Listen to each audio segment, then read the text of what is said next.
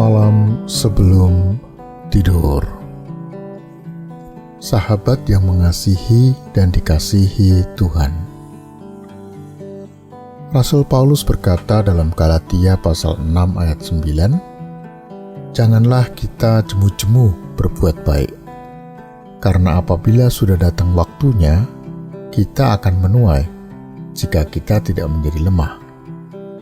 Sahabat Tuhan, jika kamu punya mimpi yang besar dan nampaknya tidak mungkin akan tercapai jika tidak terjadi mukjizat, maka lakukanlah seperti yang dilakukan Pak Tarman, penarik becak yang setia berbuat baik dengan memberikan hal yang besar yang dipersembahkan kepada alam dan kepada Tuhan. Nah, mari kita belajar apa yang dilakukan oleh Pak Tarman ini. Ternyata Pak Tarman telah memaksa alam dan Allah untuk memberikan sesuatu kepadanya. Pak Tarman suatu ketika pulang dari sembahyang Jumat. Ada seorang yang memintanya untuk mengantar pulang. Maka dengan semangat Pak Tarman langsung menggenjot pedal becaknya dan melaju mengantarkan penumpangnya. Setiba di rumah, penumpang itu turun dan menanyakan berapa yang harus dibayarnya.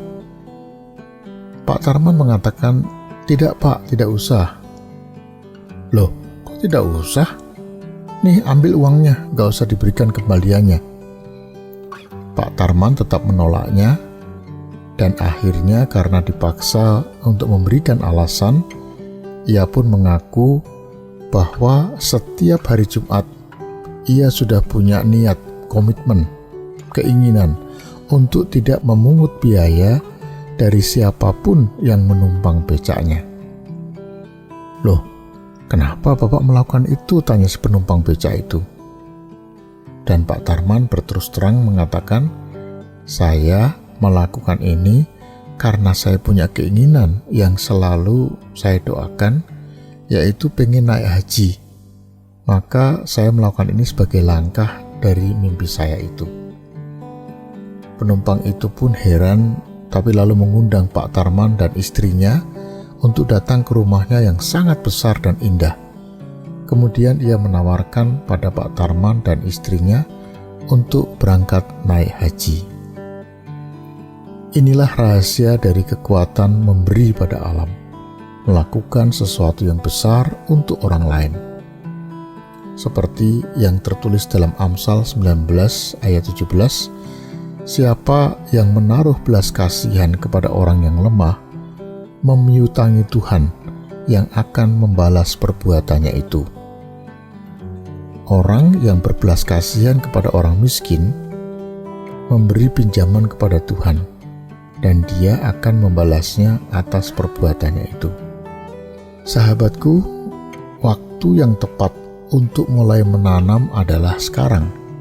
Saya selalu mengatakan ini kepada orang-orang yang berkata, "Suatu hari saya akan." Mereka yang selalu berkata akan lebih sering melayani atau lebih banyak memberi ketika mereka pensiun atau ketika mendapatkan kenaikan gaji. Dengan kata atau kalimat "suatu hari nanti." Tetapi sahabatku, suatu hari nanti bukanlah hari ini. Jadi jangan hanya menunggu tanpa berbuat apa-apa, melainkan mulailah menanam sekarang juga. Mengapa? Karena semakin awal Anda menanam, semakin lama Anda akan menikmati hasil panen dalam hidup Anda. Namun, panen tidak selalu datang tepat pada waktunya. Akan selalu ada musim menunggu atau musim menabur dengan menuai. Anda menanam di satu musim dan Anda memanen di musim yang lain. Jadi, sahabatku, bersabarlah dan jangan pernah menyerah.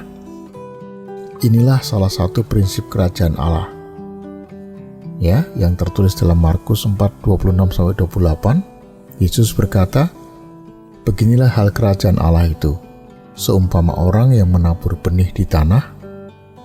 Lalu pada malam hari ia tidur, dan pada siang hari ia bangun. Dan benih itu mengeluarkan tunas, dan tunas itu makin tinggi. bagaimana terjadinya tidak diketahui orang itu.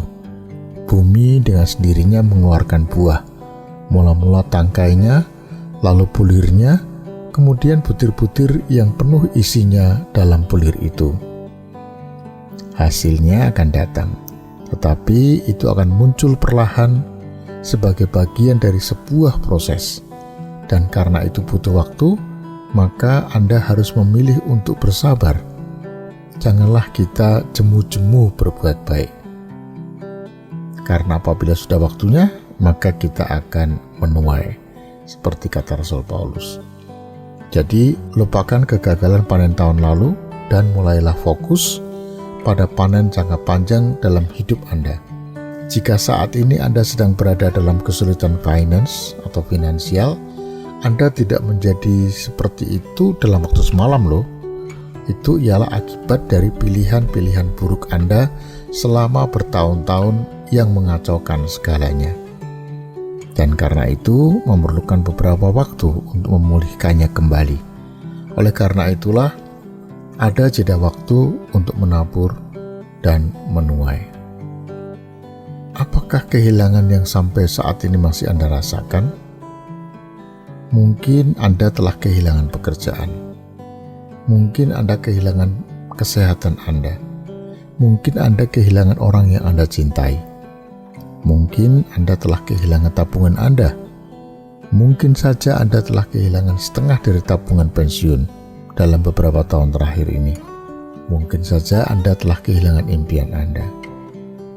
Meratapi bukan sesuatu yang salah.